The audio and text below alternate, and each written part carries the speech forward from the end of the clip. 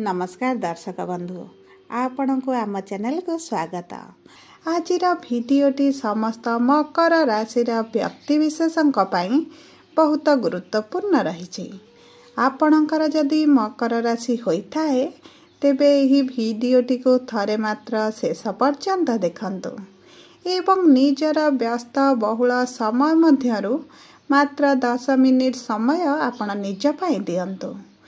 आजिर एही कार्यक्रम रे आमे मकर राशिर व्यक्ति विशेषଙ୍କ भविष्यतरे कण घटिब तांकर व्यक्तित्व गुण स्वभाव विषय एवं विशेष भावरे तांकर चरित्र विषय आलोचना करिबा।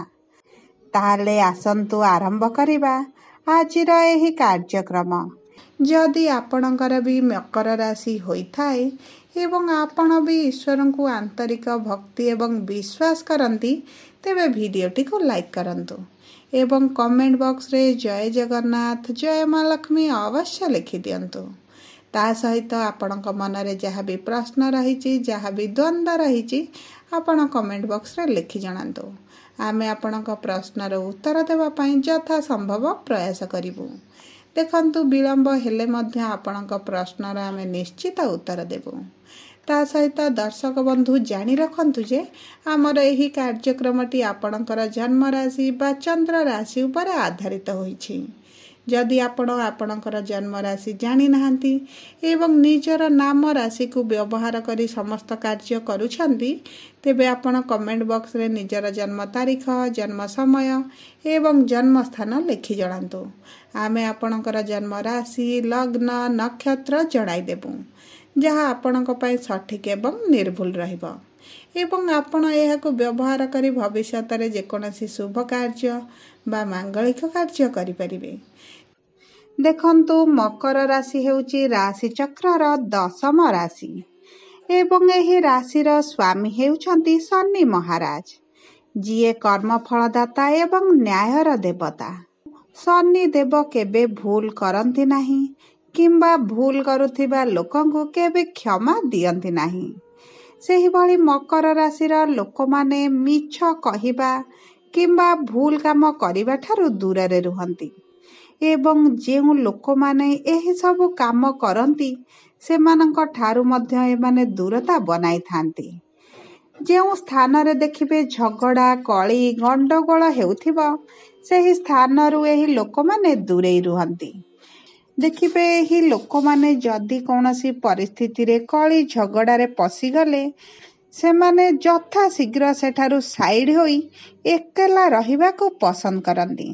निजर किछि एकुटिया समय बिताइबा को पसंद करंती। से कली परिवार रे हेउ किंबा बाहर कर्म क्षेत्र रे हेउ सेमाने सेही झगड़ा भली परिस्थिति रे बेसी समय रुहंती नाही एवं सेमाने एका रहिबा को पसंद करंती। देखंतु एही मकर राशिर लोक माने जाहाकू अधिका भल पांती सेई माने छाड़ी चली जांती एवं एमानक जीवन रे एही भली परिस्थिति बारंबार आसी थाए। केही ना केही निजर लोक एमानकू एकेला छाड़ी चली जांती। देखंतु एही लोक माने अधिक आईन नियम कानून को अनुसरण करंती एवं सेमाने सेमानंकर जीवन को एक श्रृंखलित जीवन भावरे बिताइबा को पसंद करंती।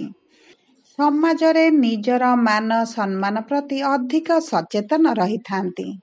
सेबाने एभଳି किछि काम करिबा को पसंद करंतिनी जेउथिरे केही लोक आसीथे मानंकु दुई पद सुनाई दे कि जीव एवं किंबा सेमानक सम्मान कोनोसी आंच आसीबो।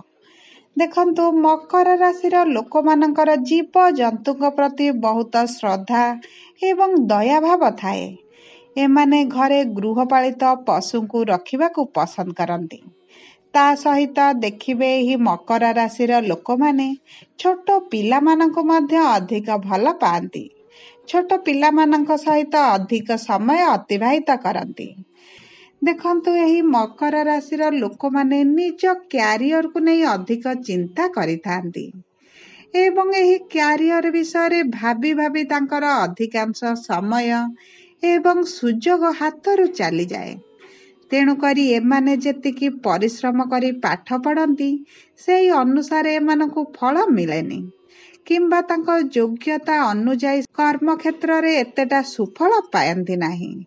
ଦେଖନ୍ତୁ, ପାଠ ଏବଂ ଚାକିରିର ଦ୍ୱନ୍ଦ୍ୱରେ ଏମାନଙ୍କର ବୟସ ବଢ଼ିଯାଏ, କିନ୍ତୁ କୌଣସିଥିରେ ଏମାନେ ସନ୍ତୁଷ୍ଟ ହୋଇପାରନ୍ତି ନାହିଁ। ଏହି ମକର ରାଶିର ଲୋକମାନେ ବହୁତ ଏକାଗ୍ରଚିତ ହୋଇଥାନ୍ତି। ଯେକୌଣସି କାର୍ଯ୍ୟ କରନ୍ତି ସମ୍ପୂର୍ଣ୍ଣ ଭାବରେ ଏବଂ ସୁଚାରୁ ରୂପରେ କରିଥାନ୍ତି ଏବଂ ଏହି ଲୋକମାନଙ୍କର ଜ୍ଞାନ ମଧ୍ୟ ଅଧିକ ଥାଏ। ତା ସହିତ କେଉଁଟା ଠିକ୍ କେଉଁଟା ଭୁଲ ବିଚାର କରିବାର ଶକ୍ତି ମଧ୍ୟ ଅଧିକ ଥାଏ। ଏମାନେ ବୁଝି ବିଚାରି ଯେକୌଣସି କାର୍ଯ୍ୟକୁ କରିଥାନ୍ତି ଏବଂ ଯେକୌଣସି କାମ କରିବା ପୂର୍ବରୁ ବହୁତ ସମୟ ମଧ୍ୟ ନେଇଥାନ୍ତି, କାରଣ ସେମାନେ ଦ୍ୱନ୍ଦ୍ୱ ମଧ୍ୟରେ ରହିଥାନ୍ତି। ସବୁ ପରେ ମଧ୍ୟ ଏହି ଲୋକମାନେ ଅଧିକ ଜ୍ଞାନୀ ସ୍ୱଭାବର ହୋଇଥାନ୍ତି, ଚତୁର ମଧ୍ୟ ହୋଇଥାନ୍ତି ଏବଂ ଦେଖନ୍ତୁ, ବୟସ ବଢ଼ିବା ସହିତ ଏମାନଙ୍କର ଚିନ୍ତା ମଧ୍ୟ ବଢ଼ିଯାଏ ଏବଂ ଅଧିକ ଚିନ୍ତା ପାଇଁ ଏମାନଙ୍କର କେଶ ଝଡ଼ିବାର ଅସୁବିଧାଟି ଅଧିକ ଆସିଥାଏ। ଏମାନେ କେଶ ଝଡ଼ିବା ସହିତ ପେଟରେ ସମସ୍ୟା, ଆଣ୍ଠୁଗଣ୍ଠିରେ ଯନ୍ତ୍ରଣା ଭଳି କେତେ ଗୁଡ଼ିଏ ସମସ୍ୟାର ସମ୍ମୁଖୀନ ମଧ୍ୟ ହୁଅନ୍ତି। ବିଶେଷ ଭାବରେ ଏମାନଙ୍କର ଆଣ୍ଠୁଗଣ୍ଠିରେ ଅଧିକ ସମସ୍ୟା ଦେଖା ଦେଇଥାଏ। ଦେଖନ୍ତୁ, ବୟସ ବଢ଼ିବା ସହିତ ଏମାନଙ୍କର ଆଧ୍ୟାତ୍ମିକ ଦିଗ ପ୍ରତି ଅଧିକ ଆଗ୍ରହ ବଢ଼ିଥାଏ। ଏମାନେ ଈଶ୍ୱର ବିଶ୍ୱାସୀ ଅଧିକ ହୋଇଥାନ୍ତି। ଏମାନେ ଦେଖିବେ ଆଖପାଖରେ ଯେକୌଣସି ଧାର୍ମିକ କାର୍ଯ୍ୟକ୍ରମ ହେଲେ ଯୋଗ ଦେବା ପାଇଁ ଯାଇଥାନ୍ତି। ଏହି ମକର ରାଶିର ଲୋକମାନେ ବୁଲାବୁଲି କରିବାକୁ ବହୁତ ଭଲ ପାଆନ୍ତି। ଦେଖନ୍ତୁ, ଏହି ରାଶିର ଲୋକମାନଙ୍କର ବୃଷଭ ରାଶି, କନ୍ୟା ରାଶି, ସିଂହ ରାଶି ଏବଂ ତୁଳା ରାଶିର ଲୋକମାନଙ୍କ ସହିତ ବହୁତ ଭଲ ସମ୍ପର୍କ ଥାଏ, କାରଣ ଏହି ଲୋକମାନଙ୍କର ଚରିତ୍ର ମକର ରାଶିର ଲୋକଙ୍କ ସହିତ କିଛିଟା ମେଳ ଖାଏ, ଯାହାଫଳରେ ଆପଣ ଯେକୌଣସି ସମ୍ପର୍କ ଏହି ରାଶିର ଲୋକଙ୍କ ସହିତ ରଖିଲେ ଆପଣଙ୍କ ପାଇଁ ମଙ୍ଗଳଦାୟକ ରହିବ। ବିଶେଷ ଭାବରେ ଆପଣ ଯଦି ଏହି 5ଟି ରାଶିର ଲୋକଙ୍କ ସହିତ ଆପଣଙ୍କର ବ୍ୟାପାର ବାଣିଜ୍ୟ କିମ୍ବା କର୍ମକ୍ଷେତ୍ରରେ ସମ୍ପର୍କ ରଖନ୍ତି, ଆପଣଙ୍କ ପାଇଁ ଲାଭଦାୟକ ରହିବ। ଦେଖନ୍ତୁ, ଏହି ରାଶିର ଲୋକମାନେ ନିଜର ପରିବାର ଏବଂ ପାରିବାରିକ ଲୋକମାନଙ୍କ ପାଇଁ ବହୁତ ଇମାନଦାର ଥାନ୍ତି। ଏମାନେ ନିଜ ସମ୍ପର୍କକୁ ସଠିକ୍ ଭାବରେ ତୁଲାଇବା ପାଇଁ ଚେଷ୍ଟା କରିଥାନ୍ତି ଏବଂ ନିଜର ସମ୍ପର୍କକୁ ନିବିଡ଼ ରଖିବା ପାଇଁ ଯଥାସମ୍ଭବ ଚେଷ୍ଟା ମଧ୍ୟ କରିଥାନ୍ତି।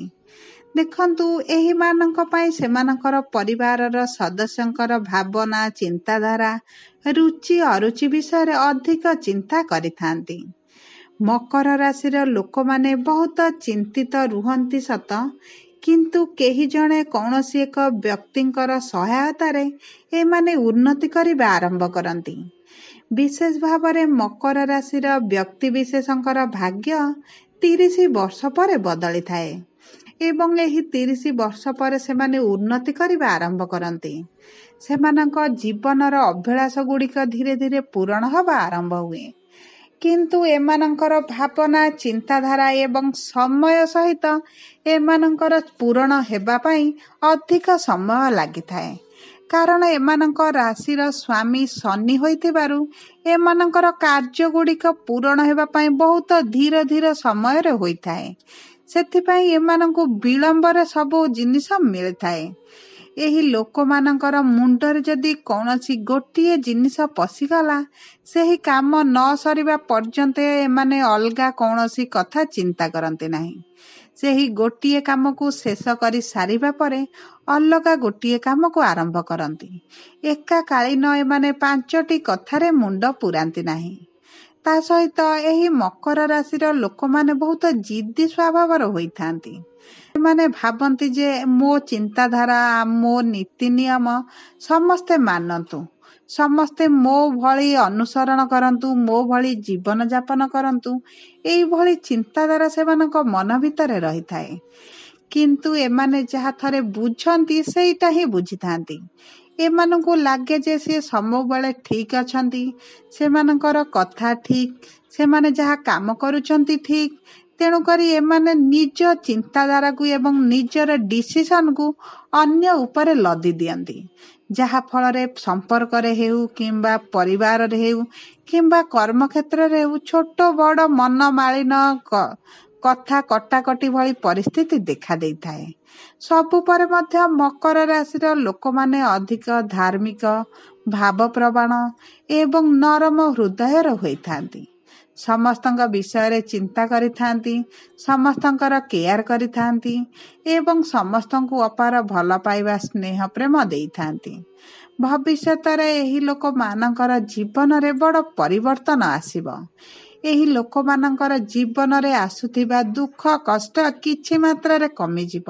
ଶନିବାର ଦିନ ଶନିଙ୍କ ମନ୍ଦିରରେ ଶନିଙ୍କର ପୂଜାର୍ଚ୍ଚନା କରନ୍ତୁ, ତାଙ୍କର ବୀଜ ମନ୍ତ୍ର ଜପ କରନ୍ତୁ, କାରଣ ଆପଣଙ୍କ ରାଶିର ସ୍ୱାମୀ ହେଉଛନ୍ତି ଶନିଦେବ।